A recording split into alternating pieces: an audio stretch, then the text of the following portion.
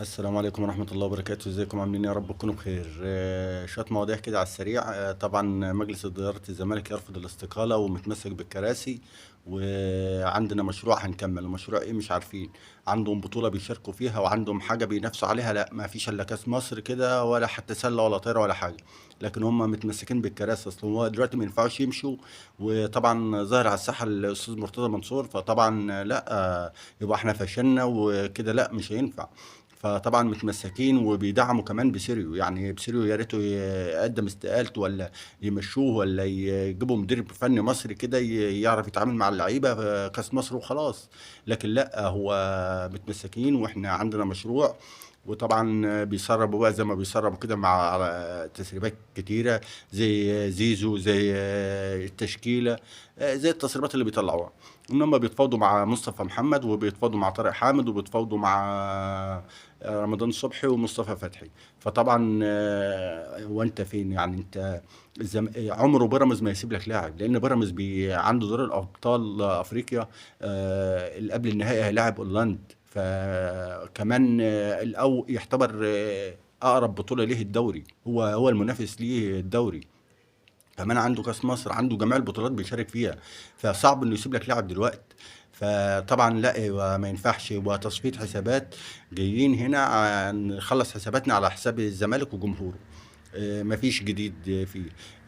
طب بسيريو، لا، بسيريو ده احسن مدرب جه الزمالك. يا عم انت ده جروس اللي انت مشيته، لعب 13 ماتش، وده لعب 13 ماتش. بص النتائج ده وبص النتائج ده. ده جروس والله نتائجه احسن من ده. جوميز اللي انت مشيته، اللي المدرب طلع امبارح بعد الماتش بيقول ان ما معوش لعيبه، في لعيبه ما ينفعش تلبس تيشيرت الزمالك. وانت ساكت ليه لحد ما نخرج من البطوله؟ ولا ما كلمتش ليه مع الاداره؟ ما صعدتش ليه لعيبه؟ كنا عرفنا. لكن لا، طبعا المدرب عليها رك جامد. فانت قعدوا دلوقتي ليه؟ لا. موضوع طبعا زيزو، طبعا شالوا اللافتات وشالوا صور وشالوا حاجاته من النادي. فزيزو قدم شكوى لاتحاد الكوره. كمان زيزو له 70 مليون مستحقات متاخره. فممكن ممكن تلاقي الزمالك موقف له قيد بسبب زيزو. ما عادي يعني. وطبعا هو فاضل له خلاص شهر ولا حاجه في النادي. احتمال مش هيروح لا تدريب ولا اي حاجه، مش هيبقى موجود. كمان طبعا في بقى موضوع الاهلي، اللي هو عمل ايه قلبان شويه. موضوع ايه؟ موضوع ماتش القمه وقبلها السوبر. ازاي بقى الزمالك يتعاون مع بيراميدز، وازاي الزمالك ياخد السوبر الافريقي، وازاي احنا بعد الصفقات والفلوس اللي بنصرفها دي نجيب ما نعرفش ناخد سوبر وبعدنا عن بطولة الدوري فالاهلي كل مهمه انه يهد الزمالك. مش هخلي لك حد. انت فزت عليه في السوبر الافريقي برعايه تركي الشيخ، وشيكابالا يرقص مع تركي الشيخ ودونجا وعبد الله السعيد. مش هخلي لك لاعب. وكمان تتعاون مع بيراميدز في لقاء القمه. لا انا كده، انت كده كده عيان وواقع، وهوقعك اكتر، هاخد احسن لاعب عندك. طب ما يعني نتفاوض شويه؟ لا.